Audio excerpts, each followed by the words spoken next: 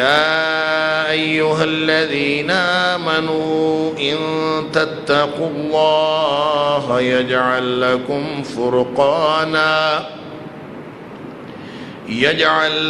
فرقانا ويكفر عنكم سيئاتكم ويغفر لكم والله ذو الفضل العظيم۔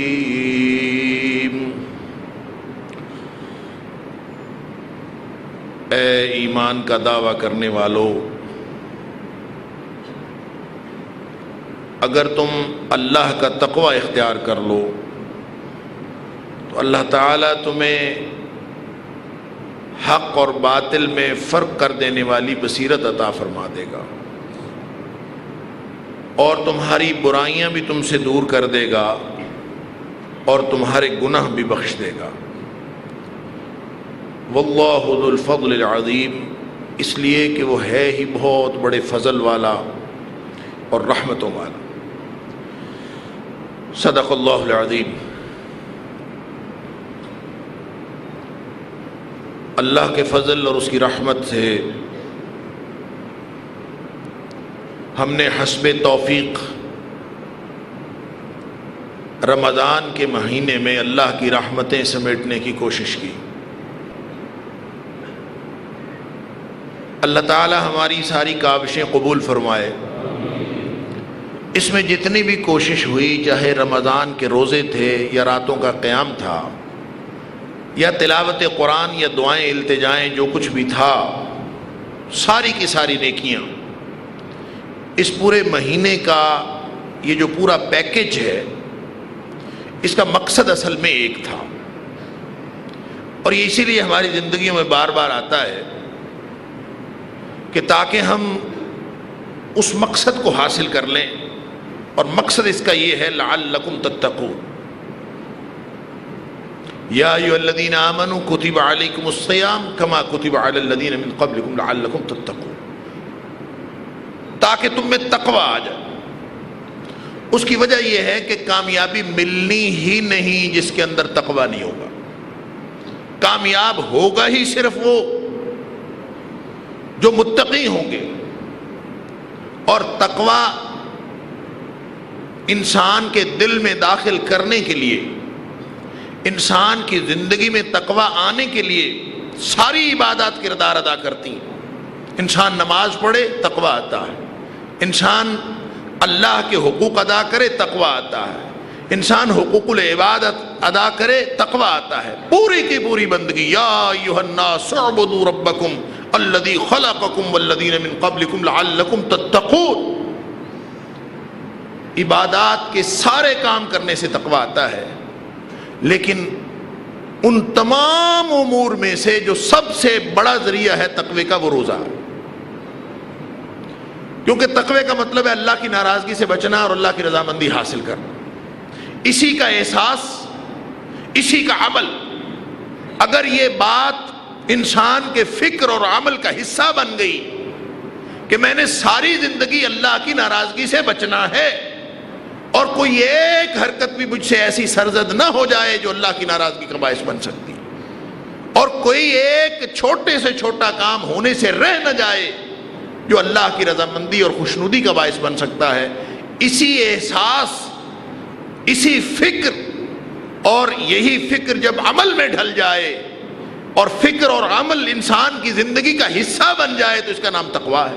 اسی لیے رمضان آتا ہے کہ باقی دنوں میں تمہیں یاد نہیں رہتا کہ تم کس بات میں اللہ ناراض ہوتا ہے، کس بات میں اللہ راضی ہوتا ہے۔ تمہیں یہ عادت نہیں رہتی کہ تم ہر کام سے پہلے یہ سوچو کہ اس کام میں میرا اللہ راضی ہے یا ناراض ہے۔ تو اللہ 30 دن پریکٹس کرواتا ہے کہ یہاں حلال چھوڑ کے بھی پریکٹس کرو ذرا، تاکہ تمہیں یاد رہے، اوہ پانی نہیں پینا روزہ ہے، کھانا نہیں کھانا روزہ ہے، فضول بات نہیں کرنی روزہ ہے۔ تو حلال چیزیں چھوڑ کر پریکٹس ہو جائے کہ اللہ کی ناراضگی سے بچنے کا طریقہ کیا ہے، لعلکم تتقون۔ اور اگر آج 29 رمضان کو میری اور آپ کی زندگی میں یہ تبدیلی واقع ہو چکی ہے کہ ہمیں ہر بات سے پہلے یہ احساس ہو کہ کہیں میرا اللہ ناراض تو نہیں اس بات میں. ہر کام کرنے سے پہلے، ہر نگاہ اٹھنے سے پہلے، ہر بات سماعتوں سے ٹکرانے سے پہلے، کوئی لفظ زبان سے نکلنے سے پہلے، کوئی قدم اٹھنے سے پہلے، ہر حرکت سے پہلے اگر مجھے یہ احساس میرے فکر اور میرے عمل کا حصہ بن گیا ہے کہ کہیں میرا اللہ ناراض نہ ہو جائے، تو پھر اس کا مطلب ہے کہ روزوں کا مقصد پورا ہو. پھر یہ رمضان کا مہینہ، اس سے ہم نے سب کچھ پا لیا. لعلکم تتقون کا مقصد پورا ہو گیا. اللہ اکبر. اور ہر کام میں ہمیں یہ عادت پڑ گئی، یہ پریکٹس ہو گئی کہ میرا اللہ ناراض تو نہیں. وہ چھوٹے سے چھوٹے کام جو کہ جس کے بارے میں ہم نے کبھی سوچا ہی نہیں کہ کہیں اللہ ناراض نہ ہو جائے، یہ مہینہ ہمیں یہ دعوت دیتا. اللہ، حلال کام چھوڑ کر. ترمذی شریف کی ایک حدیث ہے، نبی پاک صلی اللہ علیہ وسلم نے فرمایا کہ بندے کسی نے متقی ہونا لا يبلغ العبد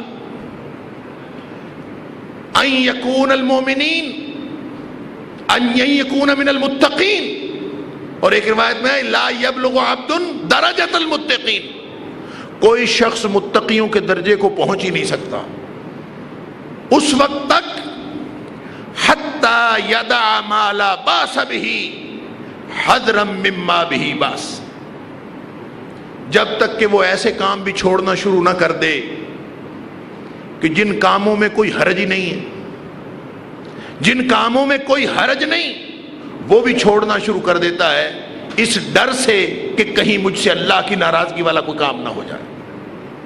وہ یہ نہیں دیکھتا کہ اس میں حرج کوئی نہیں، اس میں حرج کوئی نہیں، اس میں حرج کوئی نہیں، اور وہ ہر وقت رخصتیں تلاش کرتا ہے کہ مجھے رخصت مل جائے. تو متقی نہیں بن سکتا.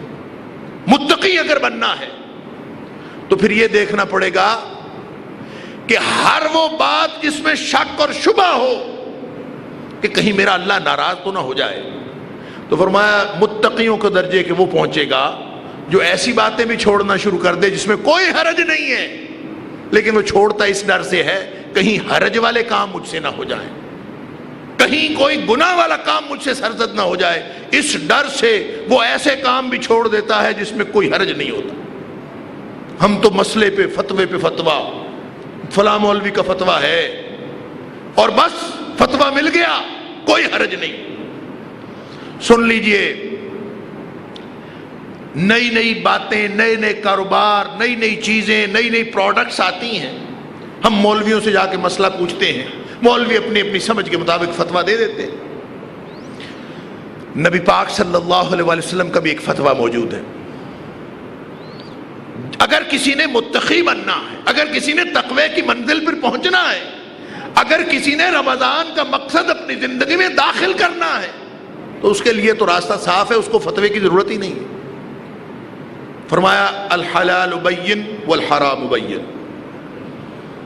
دنیا میں جتنے بھی کام ہیں نبی پاک صلی اللہ علیہ وسلم نے واضح کر دیا، اللہ کے قرآن نے واضح کر دیا، یہ سارے کام حرام، یہ سارے کام حلال. ہر چیز واضح، الحلال بین والحرام بین. کوئی اس میں کسی کو شک نہیں ہے. کسی فرقے سے پوچھ لیں، کسی مسلک سے پوچھ لیں، کسی مولوی سے پوچھ لیں، حلال بھی واضح ہے، حرام بھی واضح. جو اللہ کی کتاب میں حرام آ گیا وہ حرام ہے، جو اللہ کی کتاب میں حلال آ گیا وہ حلال ہے. ما احل اللہ فی کتابہ فہو حلال وما حرم اللہ فی کتابہ فہو حرام. یہ نبی پاک صلی اللہ علیہ وسلم کا فرمان ہے. لیکن نبی پاک صلی اللہ علیہ وسلم کا اپنا فرمان بھی اسی طرح حجت ہے جیسے قرآن حجت ہے. کیوں؟ کہ اللہ کے قرآن نے اتھارٹی دی نبی پاک صلی اللہ علیہ وسلم کو، وَيُحِلُّ لَهُمُ الطَّيِّبَاتِ وَيُحَرِّمُ عَلَيْهِمُ الْخَبَائِثِ، کہ نبی پاک صلی اللہ علیہ وسلم جس چیز کو حلال ٹھہراتے ہیں وہ طیب چیز ہے، جس کو آپ حرام ٹھہراتے ہیں وہ خبیث چیز ہے. لہذا نبی پاک صلی اللہ علیہ وسلم کا حلال کیا ہوا بھی ایسے ہی حلال ہے جیسے اللہ کا حلال کیا ہوا حلال. نبی پاک صلی اللہ علیہ وسلم کا حرام کردہ ایسے ہی حرام ہے جیسے اللہ نے قرآن میں حرام. اس میں فرق نہیں. حلال بین والحرام بین، دونوں واضح ہیں. اب وہ مسئلے آ گئے جو دور جدید کے پیدا کردہ مسئلے، فلاں حلال فلاں حرام، مسئلہ فتویٰ جو واضح ہے وہ الگ ہے، اب سارے اٹھ کے چل پڑے ہیں فتویٰ پوچھنے، کبھی ایک مولوی سے، کبھی دوسرے مولوی سے، کبھی تیسرے مولوی، اکثر سوال اسی طرح کے ہوتے ہیں۔ یہ سوال آج کل کون کرتا ہے کہ جنت کیسے ملتی ہے؟ یہ سوال کون کرتا ہے کہ جہنم سے کیسے بچنا ہے؟ یہ تو ہمارا مسئلہ ہی نہیں رہا۔ کبھی جا کے کسی مولوی سے پوچھا کہ حضرت میں جہنم سے بچنا چاہتا ہوں، میں جنت میں جانا چاہتا ہوں، مجھے نسخہ بتائیے؟ اس لیے کہ جنت میں جانے کا نسخہ، جہنم سے بچنے کا نسخہ وہ واضح طور پر اللہ نے فرما دیا ہے۔ یہ ہمارا مسئلہ ہی نہیں رہا، جبکہ اصل مسئلہ ہی یہ ہے کہ جنت جہنم سے بچ جانا، جہنم سے بچ جانا، جنت میں داخل ہو جائے۔ فمن زحزح عن النار وادخل الجنہ فقد فاز۔ اصل مسئلہ یہ ہے جو ہمارا مسئلہ نہیں رہا۔ ہم تو جا کے پوچھتے ہیں فلاں مسئلہ، اگر عبادات میں پوچھیں گے تو اختلافی مسئلہ پوچھیں، نہیں تو وہ سارے مشکوک مسئلے جس کے بارے میں کچھ فتویٰ ادھر ہے کچھ فتویٰ ادھر ہے، دونوں طرف فتوے موجود ہیں، وہی مسئلہ پوچھیں۔ سن لیجئے نبی پاک صلی اللہ علیہ وسلم کا فتویٰ کہ الحلال بین والحرام بین۔ اگر متقی بننا ہے تو پھر یہ درمیان میں کچھ چیزیں ایسی ہیں، نبی پاک صلی اللہ علیہ وسلم فرمایا وبینہما مشتبہات، درمیان میں کچھ مشکوک چیزیں ہیں، مشتبہ چیزیں، یعنی ان میں سے کچھ حلال بھی ہو سکتی ہیں، کچھ حرام بھی ہو سکتی ہیں، جس کو ہم کہتے ہیں گرے ایریاز، سمجھ نہیں آتی ادھر ہے کہ ادھر ہے۔ اس کے لیے ہم جا کے فتوے پوچھتے ہیں، کچھ فتوے ادھر کے مل جاتے ہیں، کچھ فتوے ادھر کے مل جاتے ہیں۔ اللہ اکبر۔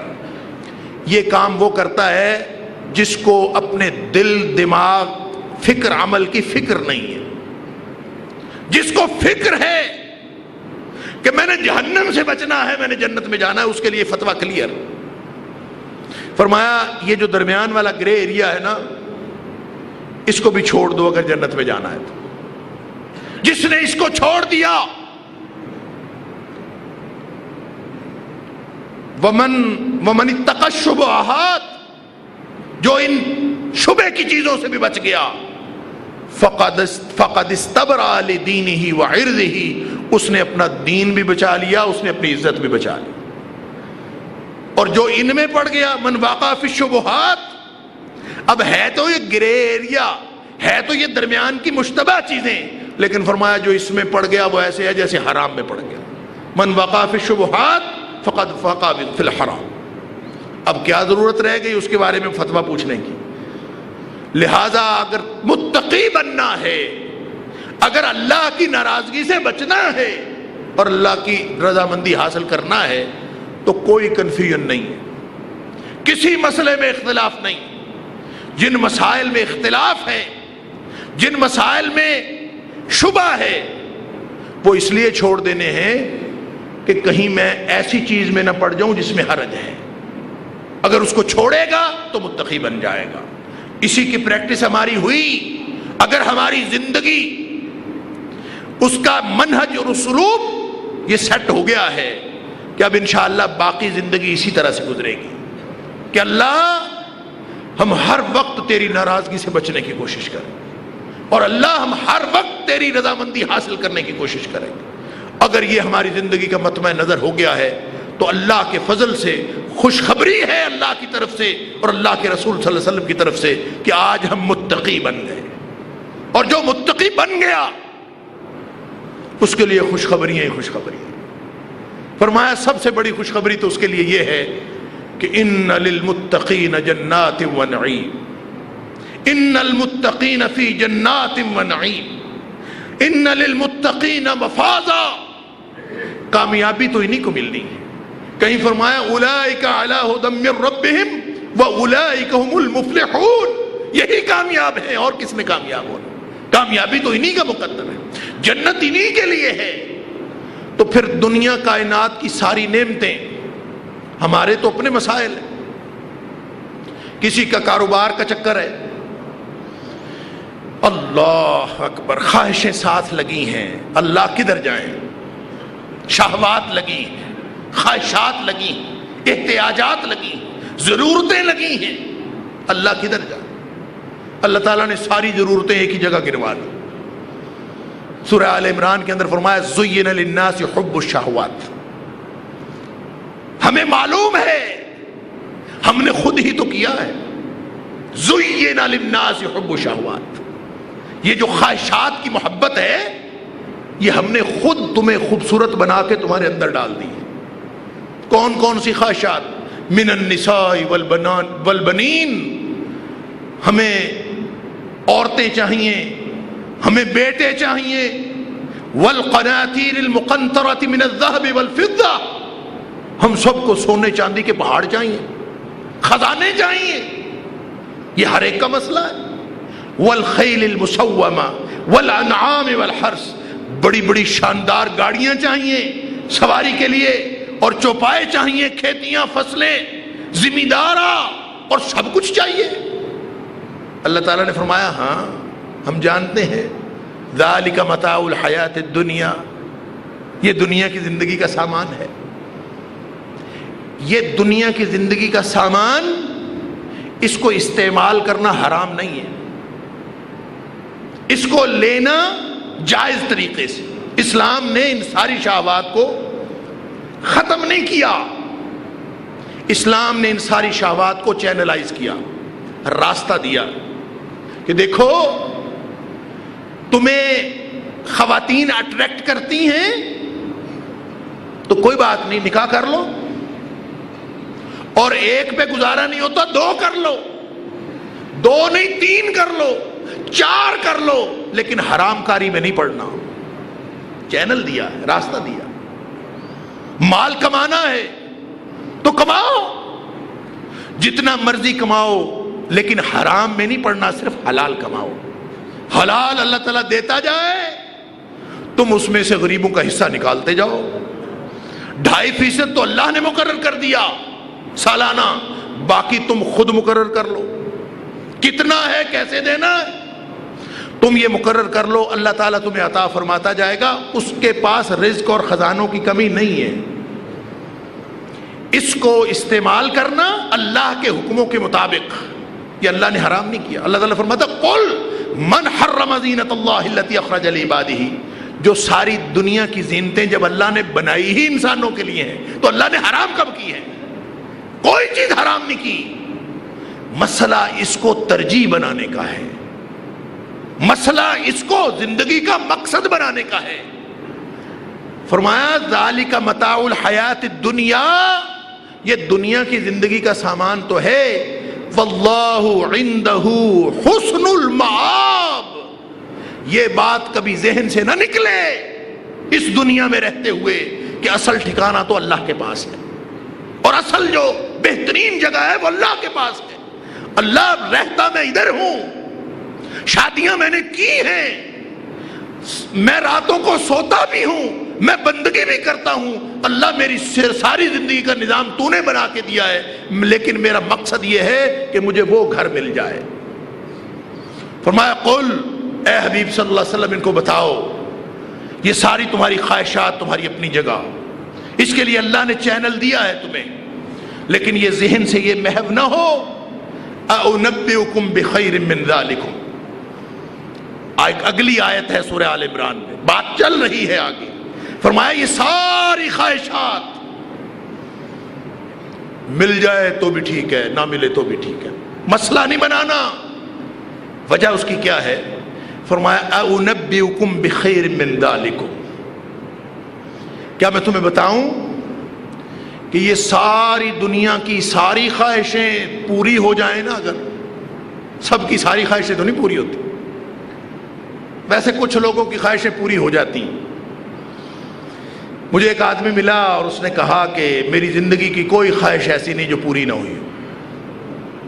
میں حیران ہو گیا اس کی بات سن. بھئی کوئی شخص اگر یہ کہے کہ میری کوئی خواہش ایسی نہیں جو پوری نہ ہوئی، سوچنے کا نقطہ ہے اس میں کہ خواہش پوری اس وقت ہوتی ہے جب خواہش کو محدود کر لیا جائے، وگرنہ تو کسی کی خواہش پوری نہیں ہوتی. نبی پاک صلی اللہ علیہ وسلم نے فرمایا تھا کہ ابن آدم کا پیٹ قبر کی مٹی بھرے گی. اس کے پاس وادی سونے کی ہونا، سونے کی وادی، یہ خواہش کرے گا کہ ایک وادی اور ہو جائے، دو وادیاں ہو تو اور کی خواہش کرے گا، سوائے قبر کی مٹی کے اس کا پیٹ کوئی چیز نہیں بھر سکتی۔ تو خواہش تو بھائی ختم نہیں ہوتی، خواہش اس وقت پوری ہوتی ہے جب انسان اپنی خواہشوں کو محدود کر لے۔ جو اللہ نے دیا ہے سمجھے کہ مجھے سب کچھ عطا ہو گیا ہے، اللہ ہم تیرے دیے پر راضی ہیں، اللہ ہم خوش ہیں۔ مطمع نظر صرف یہ ہے کہ اللہ تو بھی ہم سے خوش ہو جا، ہم راضی ہیں، تو ہم سے راضی ہو جا۔ ہمارے راضی ہونے سے کچھ نہیں ہوتا، اللہ تو راضی ہو گیا تو ہماری دنیا بھی بن گئی، ہماری آخرت بھی بن گئی۔ مسئلہ تو یہ ہے، اگر یہ مطمع نظر ہے تو پھر اس کا مطلب ہے دل میں تقویٰ بھی ہے، اور اگر دل میں تقویٰ ہے تو ساری کامیابیاں تو اللہ نے متقین کے لیے رکھی ہیں۔ فرمایا سن لیجئے، اَأُنَبِّئُكُم بِخَيْرٍ مِّن ذَلِكُم، میں ان ساری دنیا کی ساری خواہشات اگر یہ پوری بھی ہو جائیں تو ان سب سے بہتر نہ بتاؤں؟ اور بہتر کیا ہے؟ فرمایا لِلَّذِينَ اتَّقَوْا، وہ ان کے لیے ہے جنہوں نے پریکٹس کر کے اپنے آپ کو متقی بنا لیا ہے۔ ان کے لیے کیا؟ عند ربہم جنات تجری من تحتها الانہار، کہ وہاں اللہ کے پاس تمہارے لیے بڑے باغات ہیں، ہمیشہ کے باغات، ان کے نیچے نہریں جاری ہیں۔ وازواج مطہرہ، یہ دنیا کی آلودہ خواتین تمہیں ان کی طرف کشش ہوتی ہے، اللہ نے تمہارے لیے بڑی پاک بیویاں رکھی ہیں، وہاں پہ بڑے پاک جوڑے رکھے ہیں، تیار کر رکھے ہیں۔ اور سب سے بڑی نعمت جو اللہ کی طرف سے عطا ہوگی، فرمایا ان نعمتوں کی اتنی بڑی بات نہیں ہے، سب سے بڑی نعمت ہے وَرِضْوَانٌ مِّنَ اللَّهِ، وہ ہے اللہ کی خوشنودی اور اللہ کی رضامندی۔ آپ نے وہ حدیث تو سنی ہے کہ سارے جنتیوں کو جب جنت میں سب کچھ مل جائے گا نا اور وہ خوش ہوں گے، ہر چیز بھول گئے ہوں گے، تو اچانک ایک طرف سے اعلان ہوگا یا اہل الجنہ، اور جنتیوں بات سنو۔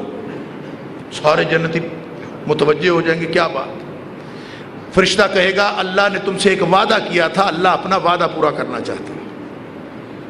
اب جنتی حیران ہو جائیں گے کہ اللہ نے وعدہ کیا تھا، سارے وعدے تو پورے ہو گئے، ہر چیز تو عطا فرما دی، ہر خواہش پوری ہو گئی۔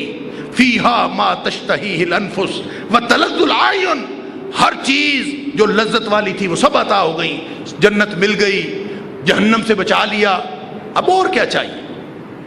تین ہی تو چیزیں ہیں نا، ایک نجات جہنم سے، ایک فلاح جنت میں داخلہ، تیسرا فوز، ذالک الفوز العظیم، کہ اللہ وہ محل عطا فرما دے جو ہمارے لیے بنایا ہے۔ جب سب کچھ مل گیا تو اور کیا چاہیے؟ تو پھر جب یہ باتیں ہو رہی ہوں گی تو اللہ تعالیٰ اچانک پردہ ہٹا دیں گے، اللہ تعالیٰ جلوہ افروز ہوں گے، اپنا دیدار کروائیں گے جنتیوں کو۔ جب اللہ کا دیدار ہوگا تو جنتی جنت کی نعمتوں کو بھول جائیں گے اللہ کے دیدار کی لذت کی وجہ سے۔ وہ سمجھیں گے کہ جس کو ہم سب کچھ سمجھ رہے تھے جنت کی نعمتوں کو، اللہ کے دیدار کی لذت ان ساری نعمتوں سے بھی اعلیٰ ہے۔ وَرِضْوَانٌ مِّنَ اللَّهِ، اللہ تعالیٰ ہمیں بھی ان میں شامل فرمائے۔ لیکن یہ سب کچھ کس کے لیے ہے؟ جس کے دل میں تقویٰ ہے، جو متقی بن گیا، جس نے روزوں سے ان کا مقصد حاصل کر لیا، جس نے اس مہینے میں وہ سیکھ لیا جو اللہ تمہیں سکھانا چاہتا ہے۔ اگر سیکھ لیا ہے تو پھر اس کا وعدہ ہے اِنَّ لِلْمُتَّقِينَ مَفَازًا، کامیابی متقین کے لیے حدائق وعنابا، بڑے پھلوں سے بھرے ہوئے باغ ہیں، وکواعب اترابا، ہم عمر بیویاں ہیں، وکاسن دہاقا، چھلکتے ہوئے جام ہیں۔ اللہ نے اتنی نعمتیں تمہارے لیے رکھی ہیں، اللہ یہ ساری اس کے لیے ہے جو متقی بن گیا ہے۔ اگر ہم بن گئے ہیں تو پھر انشاءاللہ موج ہی موج۔ رہ گئی بات، یہ تو بندہ کہتا ہے آخرت کی ہے، مغفرت اس کے لیے۔ یہاں فرمایا ان تتقوا اللہ یجعل لکم فرقانا، سورہ انفال کی آیت نمبر 29، کہ تم متقی بن کے دکھاؤ، تم اپنا کام کرو، اللہ کیا عطا فرماتا ہے پھر دیکھو۔ ان تتقوا اللہ، یہ ہم سے سوال ہے، مجھ سے اور آپ سے، جو آج 29 رمضان کو بیٹھے ہیں، یا ایھا الذین آمنو، ایمان کا دعویٰ کرنے والوں، رمضان کیسا گزارا ہے اپنے اپنے دل میں جھانک کر دیکھ لو۔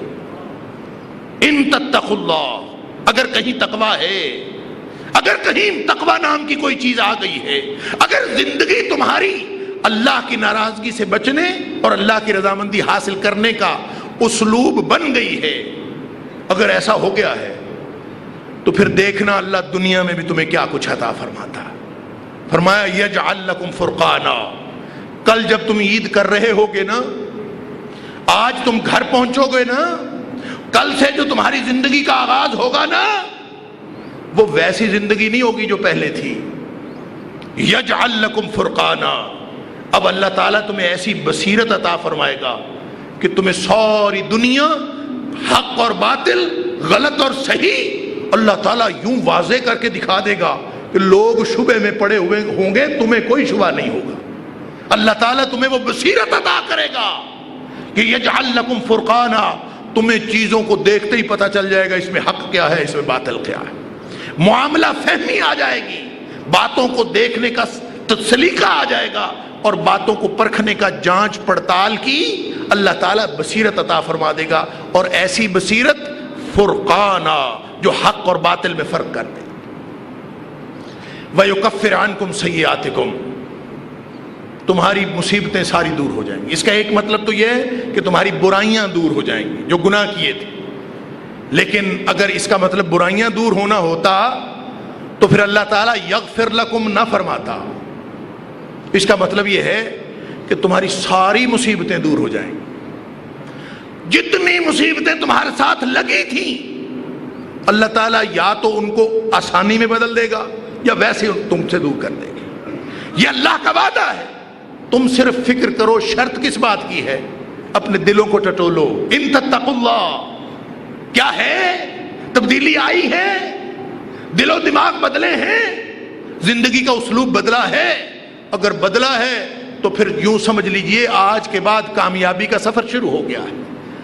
یکفر عنکم سیئاتکم، دنیا میں جتنی زندگی باقی رہے گی مصیبتیں دور ہوں گی، اور تمہارے جیسا سیانہ کوئی نہیں ہوگا، تمہاری جیسی عقل کسی کے پاس نہیں ہوگی، تمہارے جیسی بصیرت کسی کے پاس نہیں ہوگی۔ اللہ کا وعدہ ہے کہ جو متقی ہوتا ہے اللہ اس کو بصیرت عطا فرماتا ہے، کیونکہ حکمت اور دانائی دنیا کی ڈگریاں لینے سے نہیں آتی، حکمت اور دانائی آتی ہے اللہ کے خوف سے، اور تقوی کا معنی اللہ کا خوف بھی ہے۔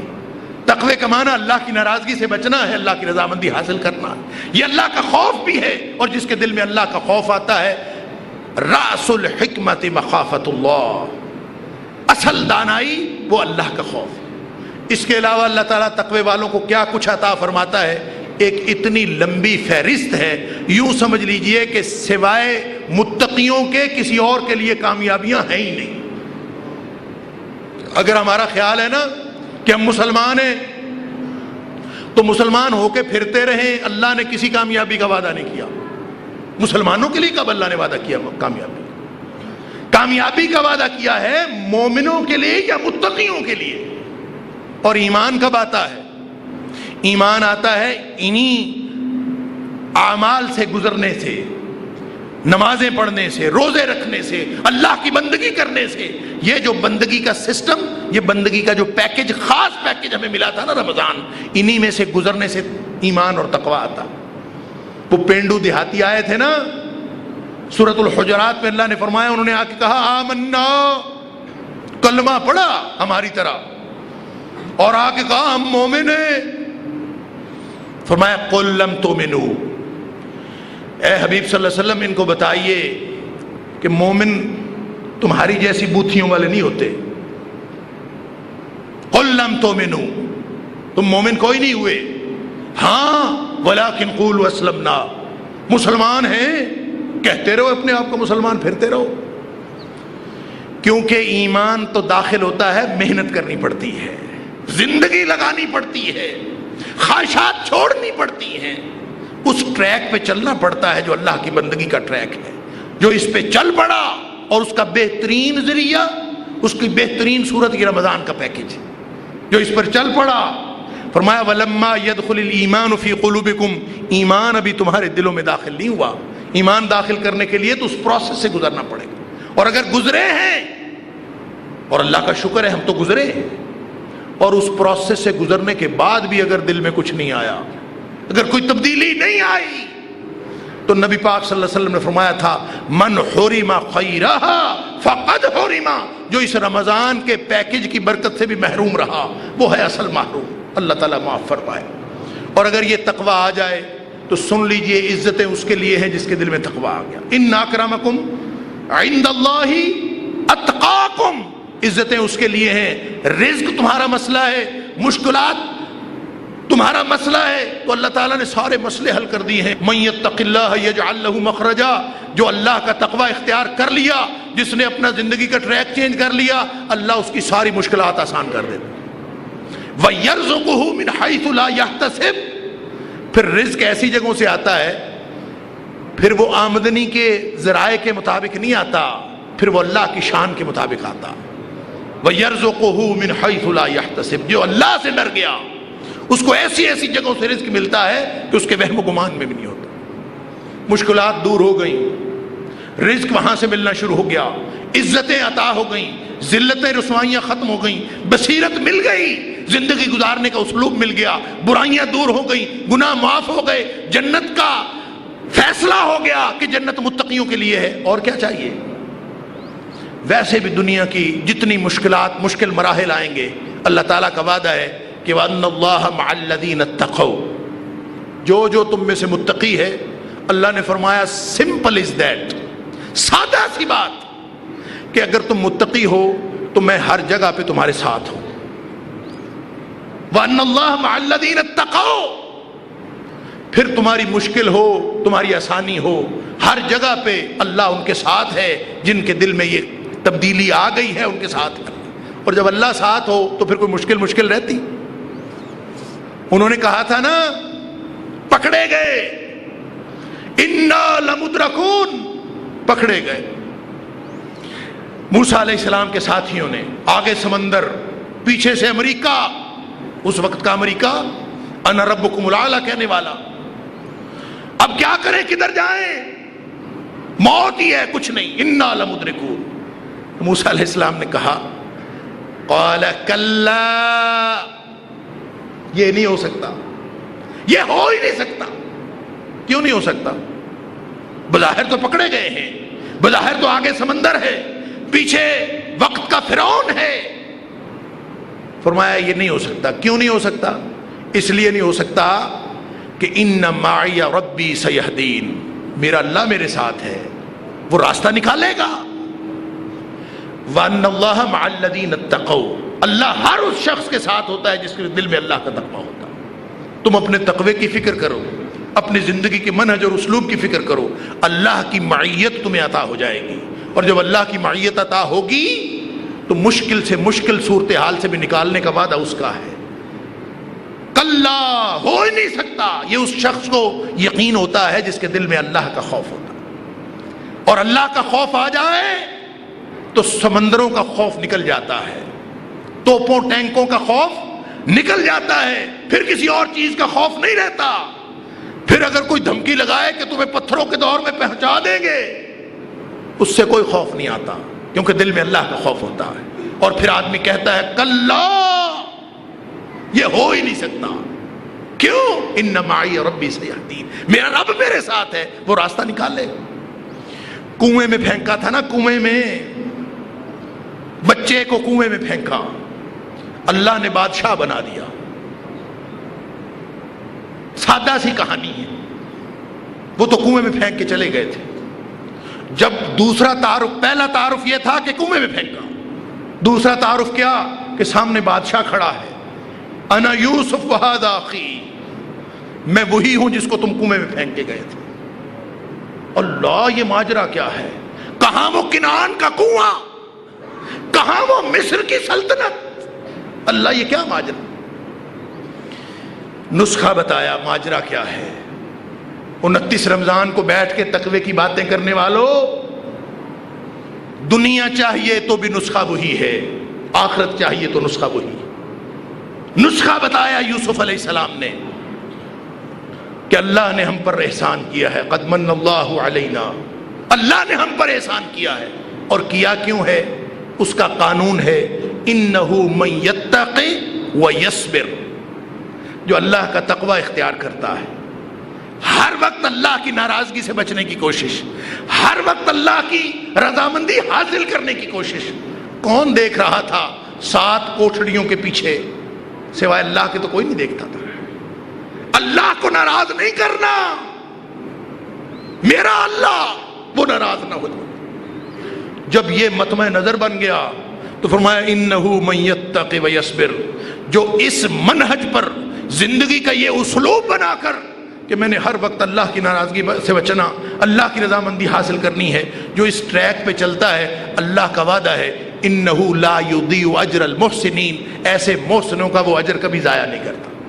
وہ ان کو دنیا بھی عطا کرتا ہے، وہ ان کو آخرت بھی عطا کرتا ہے. اللہ تعالی ہم سب کو دنیا آخرت کی کامیابیاں عطا فرمائے. پورا قرآن متقین کے انعامات کے ساتھ بھرا پڑا ہے، انعامات کے تذکرے کے ساتھ بھرا پڑا ہے. فرق تو صرف یہ ہے کہ ہم متقی بن جائیں. ضرورت تو بس اس بات کی ہے. اللہ کرے اگر آج 29 رمضان تک ہماری زندگی میں کوئی فرق نہیں پڑا تو ابھی طے کر لیں چند لمحات باقی ہیں، چند گھنٹے باقی ہیں. ابھی طے کر لیں کہ اللہ تو معاف کرنے والا ہے، تو سارے گناہ معاف کر دیتا ہے. ہم سے رمضان میں بھی تبدیلی ممکن نہیں ہوئی، تو آج ان بقیہ چند گھنٹوں میں ہمارے اندر تبدیلی ممکن بنا دے. اللہ تو ہمیں اپنا متقی بنا دے، تقوی والا بنا دے، متقین میں شامل فرما دے. اور آئندہ ہم یہ وعدہ کرتے ہیں کہ اللہ ہم ہر کام تیری ناراضگی سے بچنے کے لیے کریں گے اور ہر کام تیری رضامندی حاصل کرنے کے لیے کریں گے. اگر ہم نے یہ زندگی کا اسلوب بنا لیا تو پھر سارے وعدے اللہ نے ایسے متقیوں کے لیے رکھے ہیں. اللہ تعالی ہم سب کو متقین بنائے اور دنیا آخرت کے یہ ثمرات و فوائد عطا فرمائے. وآخر دعوانا الحمدللہ رب العالمین.